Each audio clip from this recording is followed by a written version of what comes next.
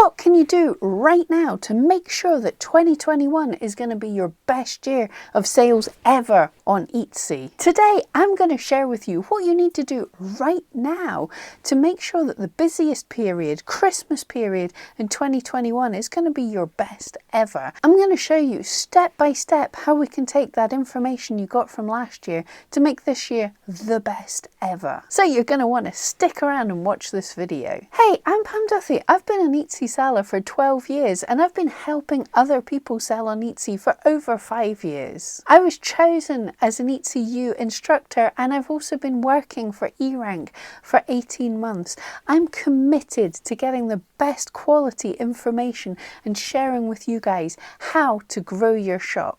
So don't forget to subscribe to this YouTube channel and come back often for the most up-to-date and tested tips and tricks. How was your Christmas season 2020? Did you get great sales? Did you get better than usual? Did you get not so great?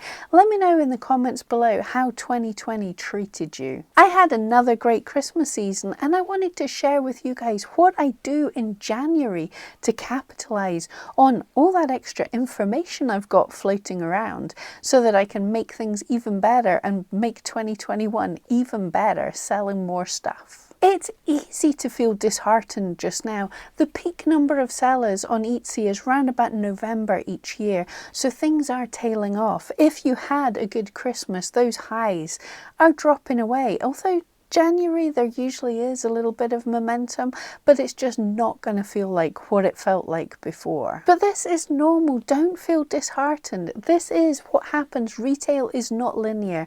It's going to have peaks and troughs, and we've got to figure out what we can do in the quieter periods to make sure and capitalize, be ready, pounce when things get busy. Although right now some changes could be good. For example, if you sell a lot of Christmas focused gear, right now you might want to be shifting your focus onto Mother's Day or Valentine's Day if you sell seasonal things like that. But for most of us, we do not want to be freaking out and ditching our top keywords and our top listings just because they're not doing what they were doing in November. Our winning listings and our winning keywords are probably still winning listings and winning keywords. It's just there's less people about just now. So what we want to do right now is identify what those great winning keywords were and also find some new potential ones. And the very first place I look for that is in my shop stats. You get there from your shop dashboard and stats.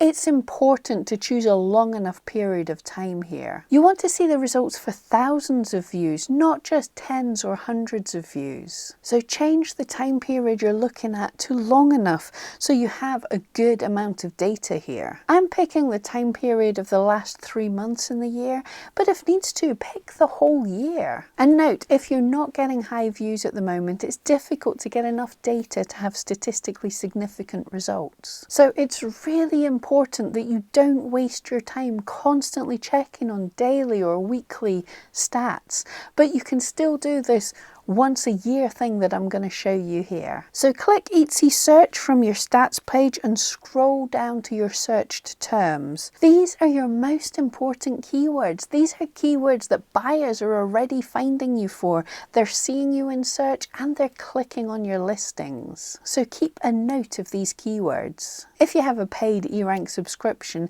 the keyword lists is an awesome place to be able to do this. So make a new list for your keyword winners. Obviously you can do this in pen and paper as well, but the keyword lists is a little more handy and also it shows you a good bit more data. And when you've got this list made, then you're going to be able to check in August or September to make sure that you're still ranking and you still have listings for these keywords. Although obviously over time what buyers search for, the keywords they use and the things that they're looking to buy change over time, it's always really important to try what worked last year in the following year just in case, because buyer behavior for things like Christmas gifts does change rather slowly and there are some evergreen search terms that might work for you for a number of years. If you do use Etsy ads, you can also look at your Etsy ads stats. And this way you can see the search terms for your big sellers.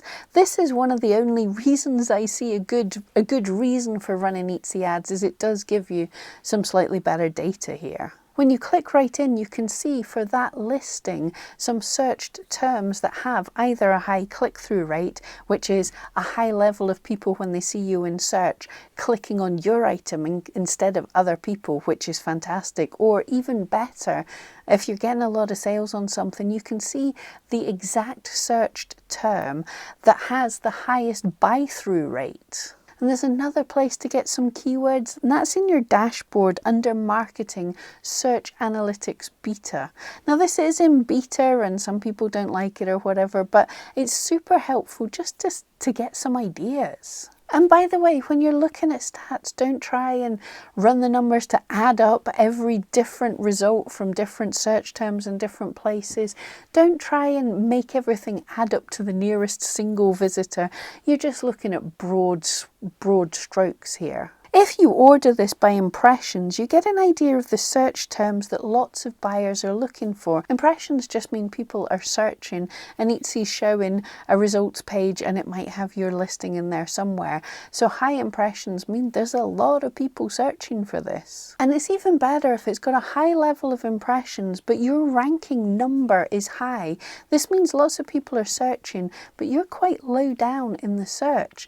So if you did some things, you could hopefully rank higher, and this keyword might become one of your superstar keywords. A couple of things you could do here is create some more listings focused around that keyword, and the listings that you do have already that are kind of showing up in search, look at improving your photography for them. See what you can do to improve these listings to maybe bring them up the search a little bit. And obviously make sure that that keyword is in both your title and your tags, and if necessary, if it looks so great, maybe trim out some of the other keywords from your title that aren't working. Get rid of that space that's not doing anything, because the more focused your title, you might rank just slightly higher. Make sure and add these keywords to a list. You can even add notes to this to remind yourself what you were looking for. Were these ones you wanted to check back on in August or September, or are these ones that you were hoping to rank for further? Leave a note of what changes you've made and to remind yourself to check back in a month or two and see how you're doing. And you can also add flags in different colours. So for example, green for terms that are working, amber for terms that you're working on, and red for, yeah, tried it, it's not working, or whatever colour scheme you fancy. I recommend purple and blue. If you don't have an eRank subscription, you can save these on an Excel chart or even in a notebook, but don't forget to check back in on them. And if you want even more ideas of what might be big in 2021, you want to check out my last video breaking down what Etsy and Hobbycraft are predicting are going to be the trends for this year. Thank you so much, and see you next time.